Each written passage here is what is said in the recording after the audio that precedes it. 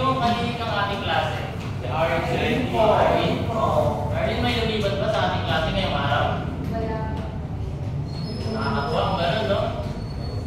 Klase, nung nakarang araw, may tinalakay tayo, no? Ano nga bang tinalakay natin nung nakarang araw? Sige, Aliyah. Patungkol po sa panukilan ng bago-bago sa hukap po dahil sa huli ng Espanya. Sige, magbigay ka nga ng isa, halimbawa. Kaya nalaman po ng alaman. Ano ang alaman? Alaman po ito po yung nagkakaroon ng ino.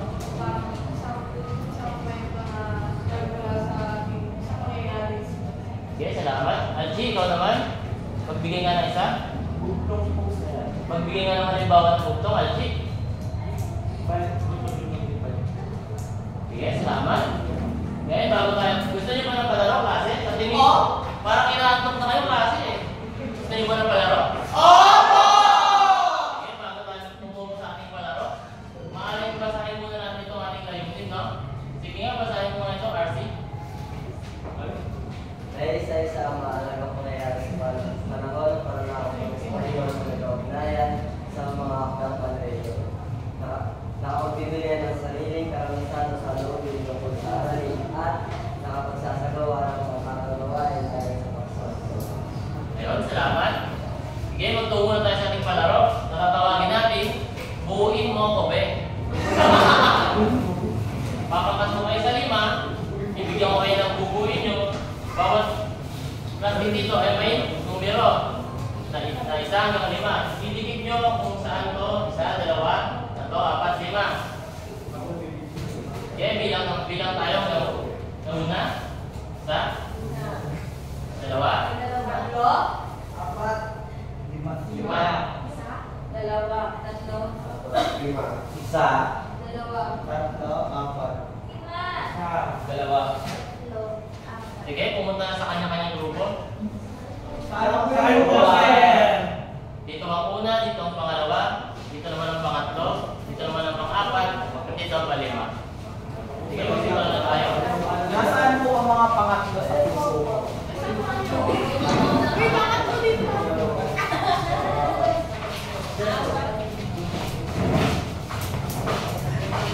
Ay, saan pangarap? Ito na naman. Hindi mo ako. Pangatlo po.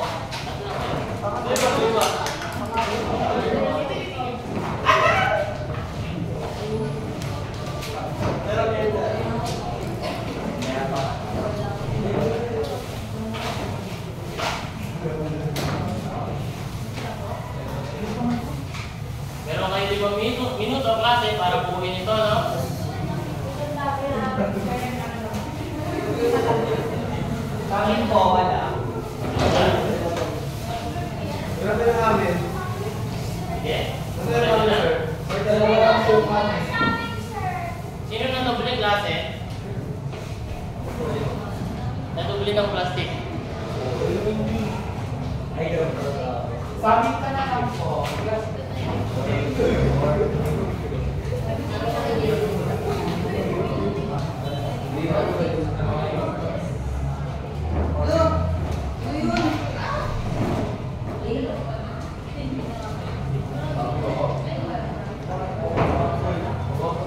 Kami tayo. Pumunta sa pang-apat.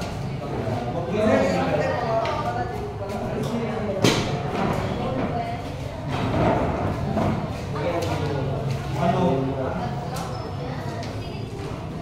Okay. Dulo yan eh.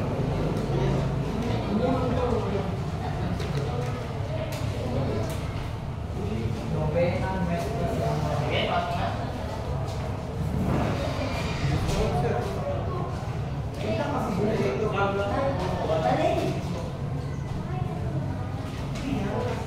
Order mo na. Order. Makain na ito.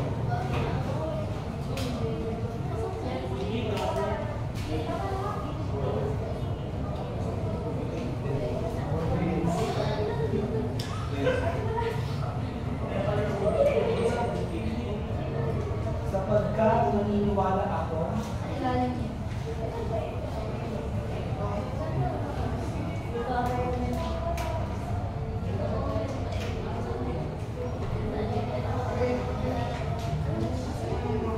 Divine. Or divine.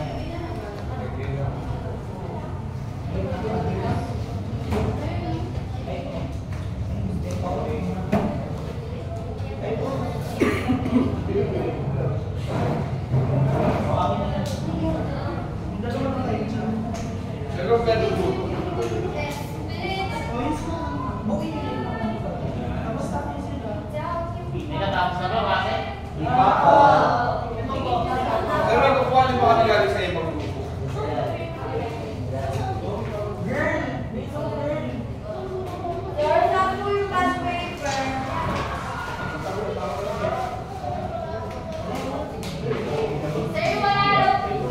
Meron po dito.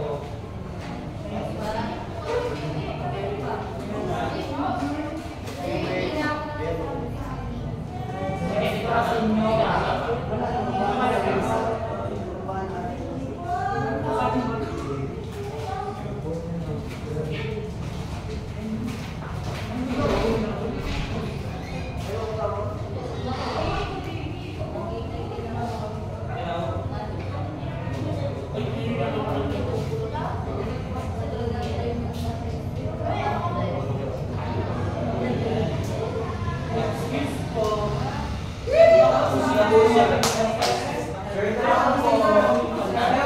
Baka daw yung sumamay ng pansin.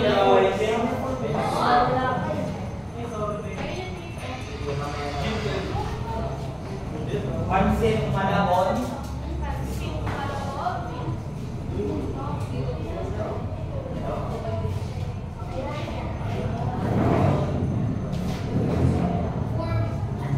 Palabern.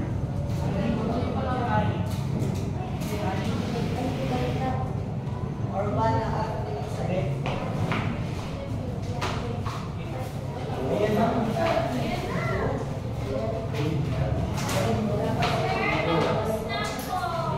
Sige, bigyan na ng blackboard. Sa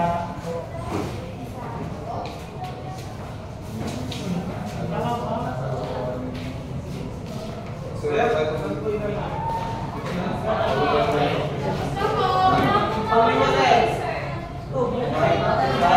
Dito, Sir, tapos na po. Sir, tapos na po.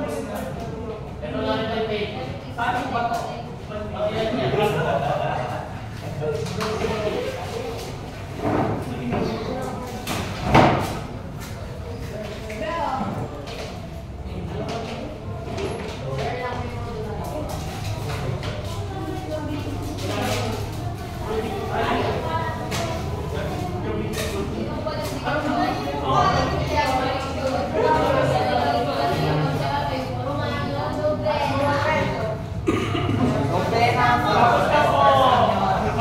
Sige, paligid na.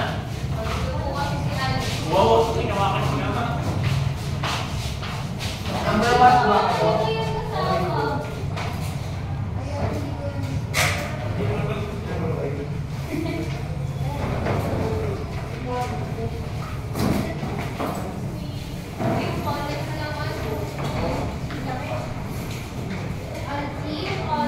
Eto, maupo na ang lahat.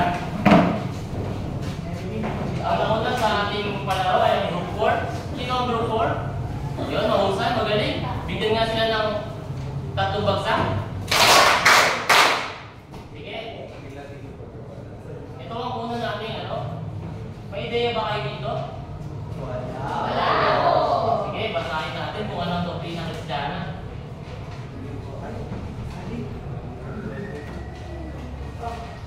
Ayan.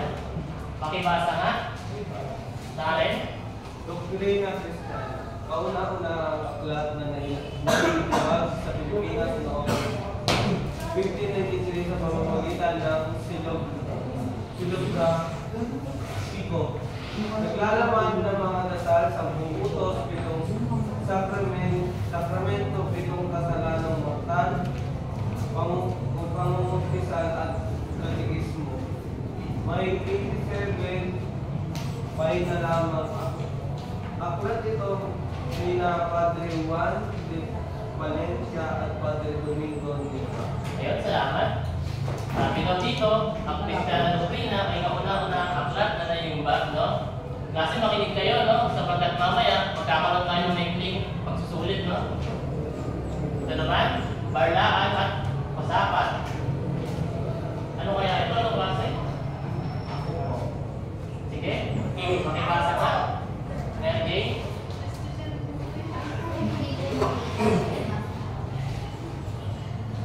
Nuestra Señora del Rosario.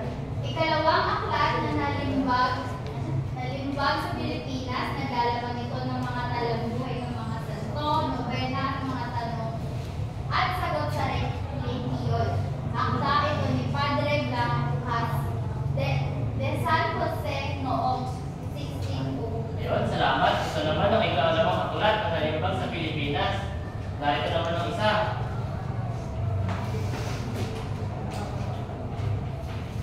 Pangatlo ba lang kasi? Ako po. Ako pa rin. Sige nga, MJ. Barlaan at Tosapan. Okay. Ikatlong aklat na nalimbag sa Pilipinas, original na nasa wikang Griego. Ipinalalagay ito ang unang-unang nobelang na nalimbag sa Pilipinas. Akda ito sa Tagalog ni Mario Antonio Rigor. Ayun, salamat, no? Ito naman, ang pang-apat. Sige nga, Migo.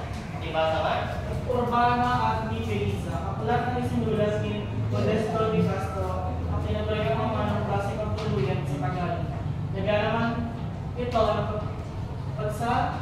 pagsusulatan ng magkapatid na sina Urbana at Felisa. Pahong nakaukol sa kabutihang asa ng ang nilalaman ng aklat na ito ay malaki sa nadawang confirmation nito sa kaugay ang panlipunan ng mga Pilipino. Ayun, salamat. Ito naman ang palima. Ako po. Sige, Archie. Aklat na nauukol sa buhay at pagpapakasahin ni Cristo binabasa ito ng mahal na araw. Nagkaroon ng 4 na bersyon ng Tagalog ng aklat ito. At ang bawat bersyon ay ayon sa panalangin ng mga mito. Pangalan ng mga pagsusulat, ang mga ito ay sinapat ni Mariano, Perapi, Itik, Joaquin, Gaspar Aquino, Ibelay, 1604, Anesito, Denam, Merced, 1856, Don Luis D. Gian, 750. Ayun, salamat. Klase, no? Kung inyo napansin, ito ay mga kabutihang asal, no? Na mga nailimbag. Klase, ano napansin niyo sa mga limang ano na yan, no? Limang nakalagay sa ating pisara. Sige, Anderson. Yan po ay mga nobela. Sige, salamat. Iba pa? Sige, Carlo, ikaw nga.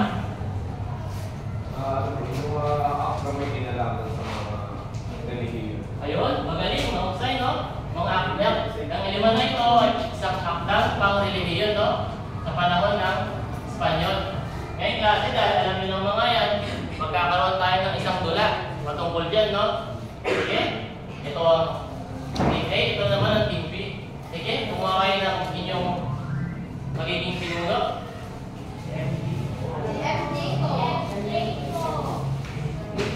Okay, kung wala dito.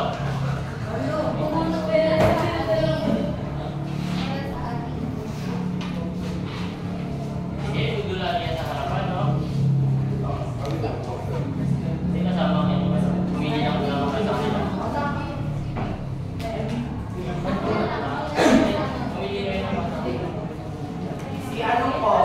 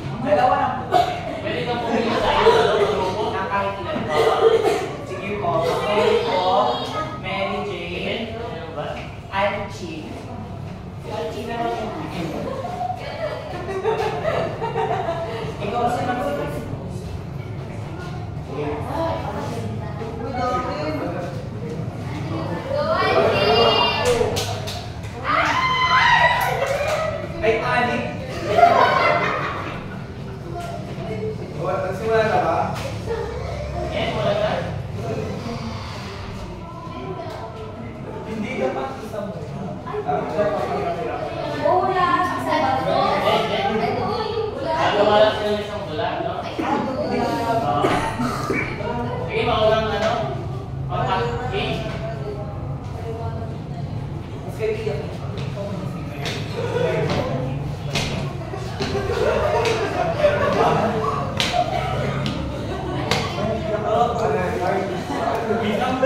Hindi ka naman alam dito.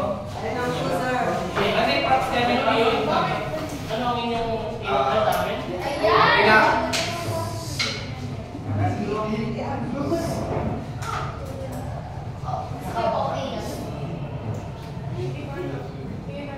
Okay. Pinakita po namin dula, yung kamay dula na tungkol po ito sa ginagawa tuwing mahal na araw. Anong ginagawa? Ang pastor sabi pagbabat. Salamat. Then, pinaman? Ayan po, ang aming kung ay dudula ko na po. Dudula mo na.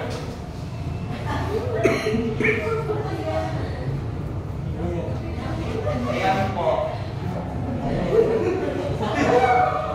Ang aming grupo po ay nabunag ang nagpapakita ng palpapasaking kay Kristo. Ano naman yung inyong tinangkan? Ayan po, ang tinangkad po namin ay yung senaryo na kung saan pinako po si Jesus. Tapos po, ginano po siya, tinusok po siya sa kanyang pagigiran sa pilit ng mundo. Okay, maumusan? Pwede na maupo? Uy, ganun yun. Hindi kayo nagbabasa ka. Hindi kayo nag-breakdown.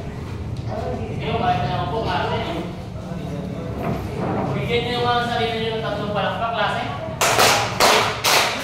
Okay, klase, dahil alam niyo na, sa mga tinalakay natin, magkakaroon naman tayo ng gawain, no? Kayo ay gagawa ng isang sanaysay, no? Sanaysay na tungkol sa nakaapekto ba ang mga akdang yan sa atin bilang Pilipino, no? Sige, kumuha ng isang buong papel para dito.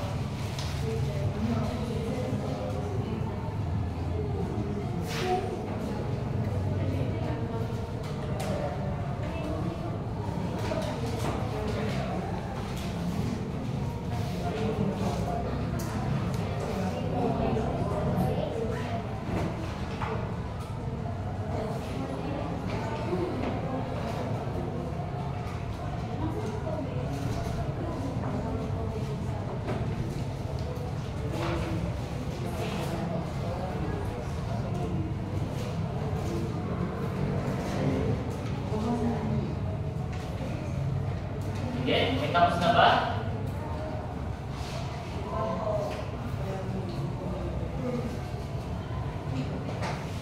Cut na natin. Magsimula muna tayo kay Mark Anthony. Mark Anthony, makinig. Sige, balik muna sa kanilang upuan. Ito na ba yung point nyo kanina? Opo. Mark Anthony, sige ito muna sa